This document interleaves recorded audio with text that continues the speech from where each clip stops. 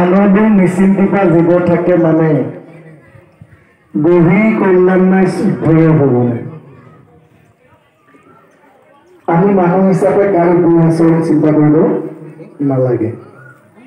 যেতিয়া কংসৰ সমন্বিতে কংসৰ 5টা ভাইক মৃত্যু হ'ল, মৰিলে, আৰু এই বাৰ্তা পাই তেওঁলোকৰ পত্নীসকল ব্যাকুল হৈ আহি পেলাই তেওঁলোকৰ স্বামীৰ মৰা শৰটো আঁকোৱালি লৈ হাতে খাবলি ধৰি কি কৰিছে, কান্দিছে যে তোমালোক গুচি যোৱাৰ পিছত এজন স্বামী যেতিয়া গৃহখনৰ পৰা চিৰদিনৰ কাৰণে বিদায় লয়, সেই গৃহখনত কিবা এটা অভাৱ অনুভৱ হয়, কিবা এটা যে বিশেষ শক্তি সেই ঘৰখনৰ পৰা নাইকিয়া হৈ গ'ল। সেইটো কিন্তু যিজনে উপলব্ধি কৰে, যিটো জীৱই সেই কথাটো অনুভৱ কৰে, তেওঁ ভালকৈ মৰ্মান্ত বেজা পায়। তদ্ৰূপ কংসই যেতিয়া কৃষ্ণৰ হাতত মৃত্যু হ'ল আৰু তেওঁ 8টা ভাই মৰিল, তেতিয়া কিন্তু কংসৰ সেই নগৰখন তেওঁ আইসকলে কৈছে যে আমি বিধৱাৰ দৰে তাপ পাইছোঁ, আমি স্বামী হাৰা হৈ গ'লো। কিন্তু তাৎক্ষণিকভাৱে জ্ঞান আহিছে। এই জ্ঞান অহাৰ কাৰণে কৈছে কি জানেনে, যে মহন্তক দোষ কৰি হৰুৱাইলা প্ৰাণ। মহন্ত মানে সাধু, ভকত সন্তজনক কি কৰিছিলা, দ্ৰোহ মানে বিদ্ৰোহ কৰা, প্ৰতিবাদ কৰা, তেওঁ যিকোনো মুহূৰ্ততে তুমি আক্ৰমণ কৰিব বিচৰা, এইবিলাক কৰাৰ কাৰণে তোমাৰ প্ৰাণ গ'ল। আৰু কৈছে হিংসুকৰ নাহি জানা কহিতো কল্যাণ। স্বৰ্গ মধ্য পাতাল এই তিনিওলৈকটো বাদে দিয়, আমাৰ ভূমণ্ডলৰ তলত 7খন পাতাল, ওপৰত 14 মণ্ডল, ইয়াতো গতি নাই বুলি কৈছে। আনন্দ নিশ্চিন্তিপা জীৱ থাকে মানে দুহিৰ কল্যাণ নাই 14 ভুৱন, এই 14 ভুৱনতো কল্যাণ নাই বুলি ভাগৱতে কৈছে। আৰু জানিলো কৃষ্ণক এতে পৰম ঈশ্বৰ।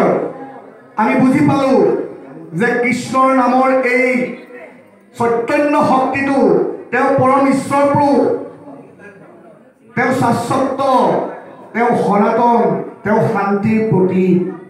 গতিকে আমি এইটো বুজিলো, আন্তে হন্তে হৈ সৃষ্টি স্থিতি জগতৰ, আৰু এওঁ দ্বাৰাই সৃষ্টি স্থিতি প্ৰলয় তেওঁৰ যোগেদি পৰিচালনা হয়।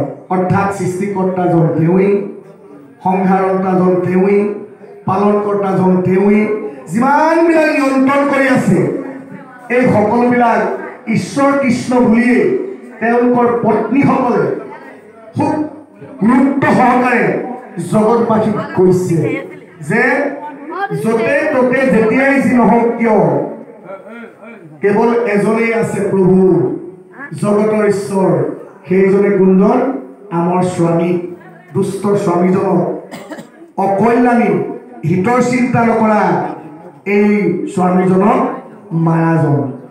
তাৰপিছত কৈছে কি, তাহাক অৱজ্ঞা যিটো কৰিলে নিষ্ফল, একো কালে নাহি জানা তাহাৰ কুশল। সেইজনক যদি কেনেবাকৈ দুৰাচৰণ কৰিলো, ঈশ্বৰ কৃষ্ণক যদি আমি কেনেবাকৈ যিকোনো মুহূৰ্তত আমি নকবলগীয়া কিছু কথা কলো, তেনেহলে একো কালে নাহি জানা তাহাৰ কুশল, মোৰ কোনো কালে কুশল হ'ব বুলি কৈছে। আমি জীৱ আইতা যাইতা কৰি থাকো। প্ৰভুসকল, এজন মানুহে যেনেকৈ এটা জীৱই যেতিয়া কাপোৰযোৰ পুৰণা হয় নতুন কাপোৰ এযোৰ পিন্ধে আৰু আগৰ পুৰণা কাপোৰযোৰ বদলাই দিয়ে, তদ্ৰূপ আমাৰ মানুহৰ প্ৰত্যেকৰ চিন্তাটো আহিব লাগে যে আমি এটা সজাত সোমাই আছো আৰু যেতিয়া মোৰ জীৱনটো ইয়াৰ পৰা ওলাই গুচি যাব মাত্ৰ বায়ুমণ্ডলত দুই দণ্ড থাকে দুই দণ্ড বায়ুমণ্ডলত থকাৰ পিছত মোৰ কৰ্ম মই কি কৰিছিলোঁ কেনেধৰণৰ কাম কাজত মই লিপ্ত আছিলোঁ তাৰ ওপৰত ভিত্তি কৰি দুই দণ্ডৰ পিছত আকৌ মোক এটা নতুন সজাত জীৱনটো সোমোৱাই দিব মোৰ মৰণ নাই অৰ্থাৎ ভেলৰহে মৰণ জীৱৰ মৰণ কেতিয়াও নহয় নাই সেইকাৰণে কৈছে যে আমি জীৱসমূহে ঈশ্বৰক স্তুতি কৰিব লাগে